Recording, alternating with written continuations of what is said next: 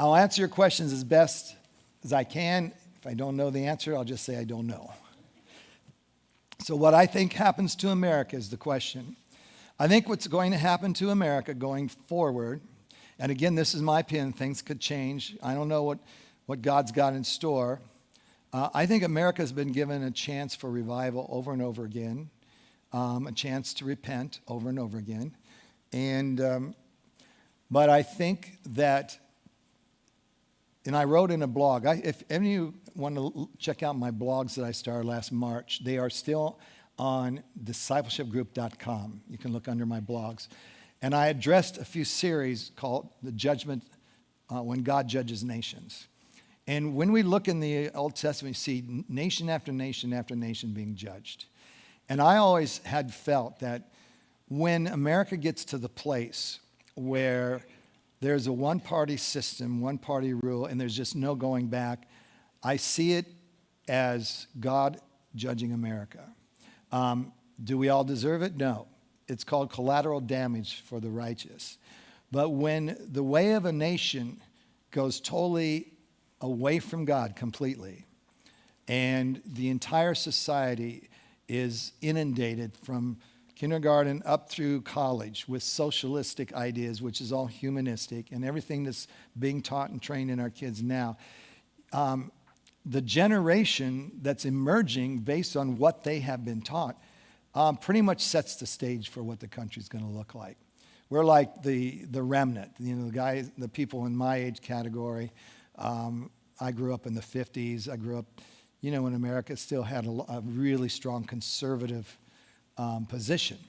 But socialism has been at play in America for at least in the last century, as early as the 1930s.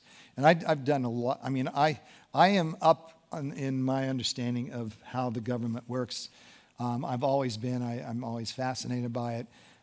There was a time I'm more of a political junkie, so to speak. But because I served my country, and I know those who have fought and died for our country. So I've been thankful to have been born here. I want to see, as long as America continues to prosper, that gives us more opportunity to get the gospel out and into the nations. But there's going to come a time where God will no longer turn his, or ignore where it's all come. And the blood of the children that have been aborted are crying out from the ground. And there's so many other egregious things that are taking place. And whereas, again, not everybody in America, probably the vast majority doesn't, but it always winds up in the hands of the minority in terms of who really calls the shots. The Antichrist will come out of nowhere in the backdrop. He will not be a politician. He's already, if we're living in that age, he's already being groomed somewhere in the background. And so groomed by the World Ecumenical Church. There's so many things that we don't know that's going on. And so we're just at a place of just taking one day at a time and keeping our head, looking forward and serving God. But I believe I would be very surprised if we recover from this and ever see a conservative president in office again. It's just my opinion. I've thought that before and I was wrong. But I always rejoice when I see the right kind of policies in place. I'm not a big fan of everything, but I know when the principles of economical principles of the Bible are applied and just good common business sense is applied to the governing of our nation, who would not want to see that take place? But communism has always been about destroying societies, taking the beauty out of it, turning people against one another, destroying the family unit, and on and on. And America is just about at a place of not recovering from that. And so I don't mean to paint a bad picture, but we have to concentrate on our intimacy and our relationship with God and make that our driving passion behind us. And do our part, do our civil duty part. Definitely keep praying for our nation. That's always in my prayer. I'm always praying every day for our nation and for the leaders in place to make good decisions. But I'm not highly optimistic. I've seen enough in my lifetime to see how much damage has been done and how quickly it can be done. Even when our former president was in office, look how quickly damage was done. He couldn't do anything to stop it. He's just one man in a big, huge political environment, and so on and so forth. So to be optimistic about the future of America, things have to look a whole lot different than where they are now. Now, it's possible that can come around, but it's only a temporary Band-Aid. Ultimately, the United States is going with the way of the rest of the world. It's going the way of Europe. They've been having a love affair with Europe. That is the socialistic realm and what's going on over there. And so it's just a matter of time, especially since communist China owns so much of what's going on with our nation. And they're growing exponentially. Now, all the policies going forward are just doing the exact opposite. And so I don't mean to paint a bad picture, but I do. I don't try to focus so much on those details, but I'm not stupid either. I see what's coming. I know what the obvious cause and effect creates, and I see what the book of Revelation says. I see what the end times looks like. America is literally not seen anywhere in the Bible as a legitimized nation in the last days, because those 10 kingdoms aren't mentioned, which ones they are.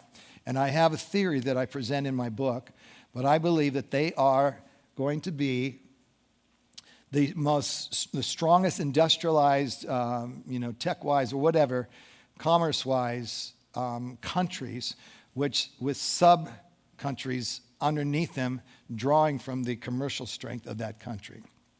I believe it'll break down into 10 kingdom class empires, so to speak, nations, and they'll be having subservient nations under them, in debt to those who are keeping their economy, propped up, and so on and so forth. And they'll all get behind then the Antichrist, but they're going to be working with the world church too. You're going to see more and more an ecumenical movement. Already you see so much of what the Pope shares is got a lot of humanistic values in it.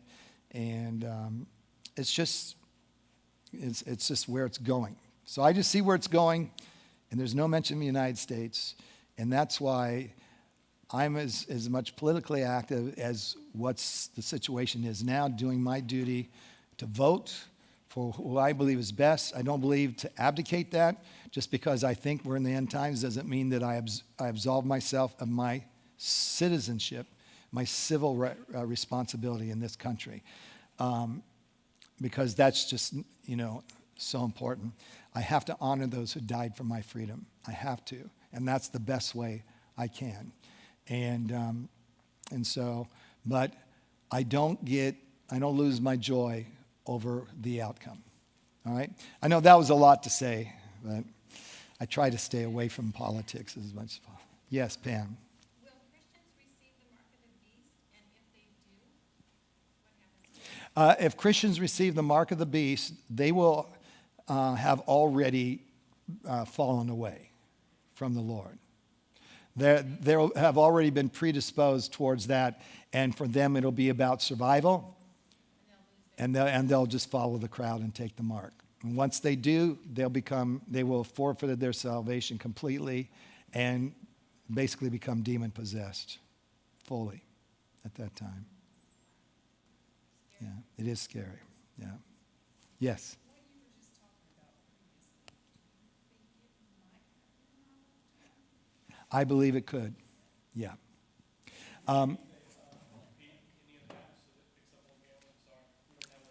What do I need to do?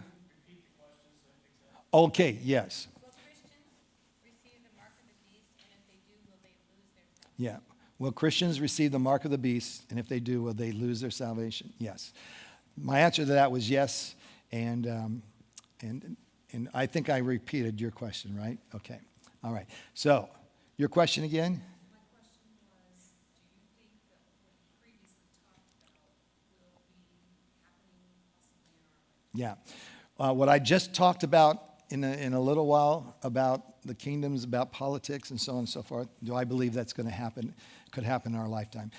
I just remind you of how fast things, just flipped overnight last year. We couldn't meet in church. Churches were closed down.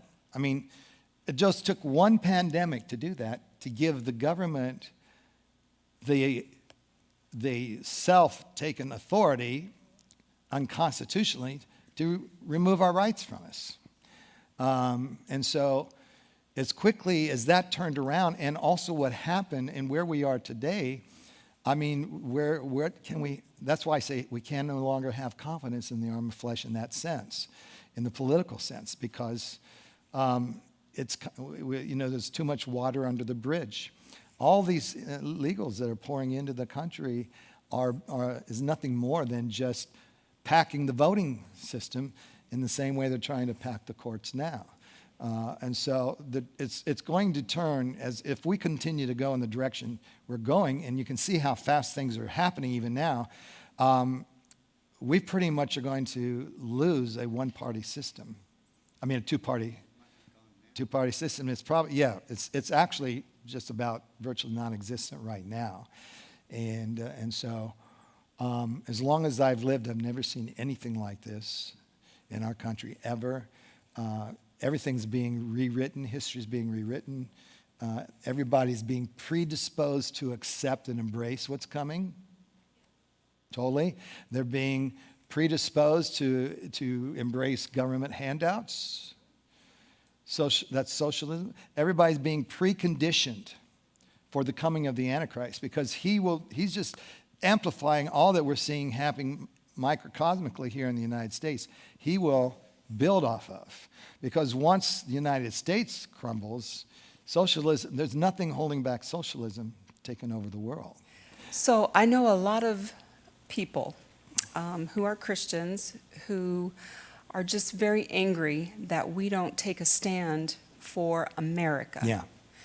And sometimes I really have a hard time trying to communicate with them, and I'm a hairstylist, so I hear it all day, every day. Right. So, I know how I feel, but it's really hard to communicate to them what they really need to do and be positive and pray. And so I just wondered if you had any thoughts on that and what you would say to somebody. Yeah. First of all, it's hard to respond to people who are emotionally passionate about being politically active. I don't fault them for that. I understand it. But again, when I say everybody has an eschatological viewpoint, that passion that's driving them is connected to the way they see the last days and the end times. They believe that America is got to be the bastion of democracy and conservative values and so on and so forth, if we're going to get the rest of the world in a position for Jesus to come back. And that continues to seem to elude us. It eludes the prophecies that are going forward saying, it's going to happen, or revival's coming, just keep hanging in there, and all of this mess in Washington is going to turn itself around. But you can't align that up with Scripture. You can't even align up anything in the Gospels where Jesus told his children or the disciples to go get politically active. The radical activism we need to be a part of is winning souls for Jesus. And you cannot turn this country around as a Christian with Christian values in a radical, angry sort of way, because that's not demonstrating the nature of Jesus Christ.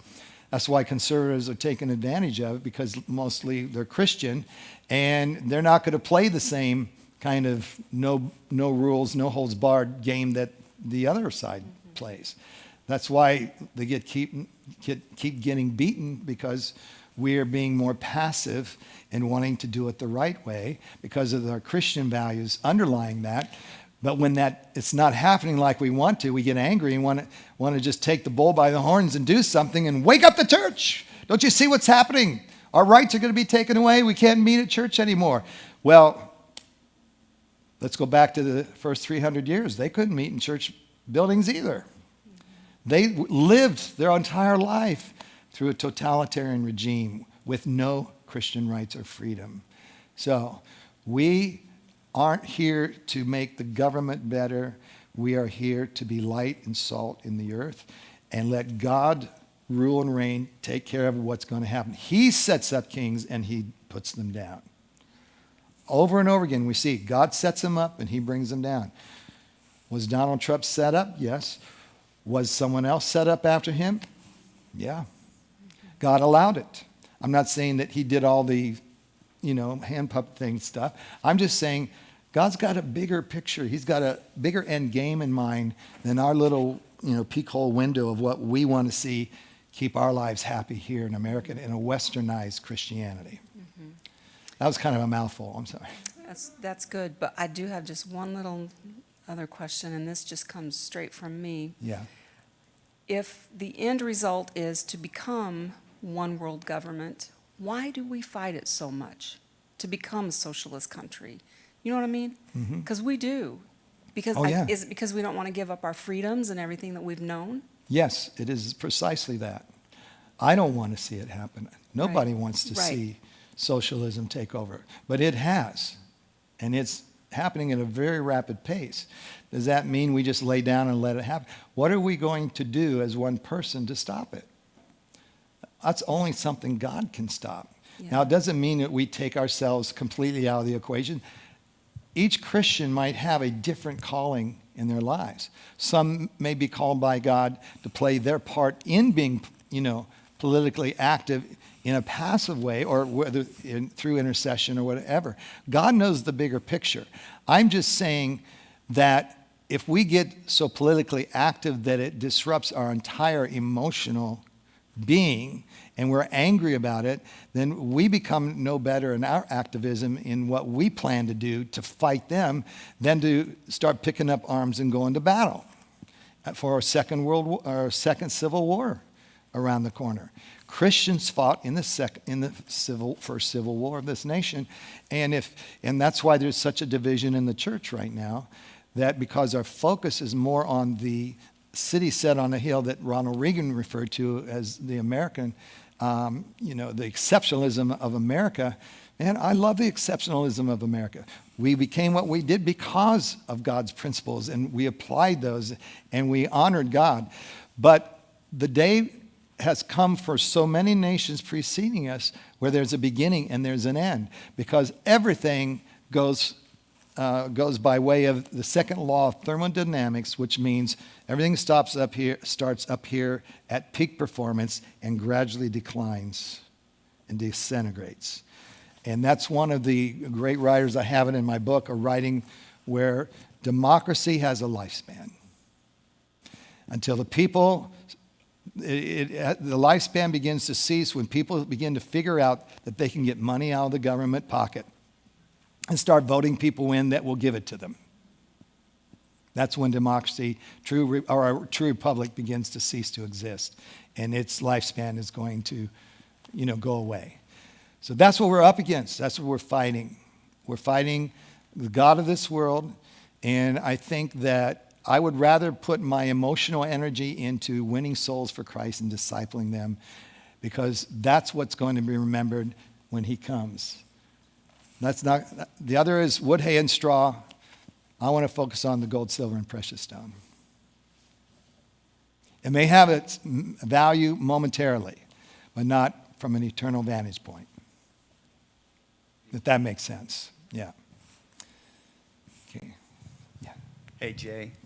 Your end times teaching is so good to me. And I don't know, maybe Pam left. She's in the church that I go to, but I don't know the rest of the people here. But there's, you started off with the whole precept of not having a pre-trib theology on this. Mm-hmm. What can you say about that, about the few scriptures? I think you're going to mention the ones I think of, but when we try to talk to other Christians that are in the pre-trib, what do you think about the dangers of that?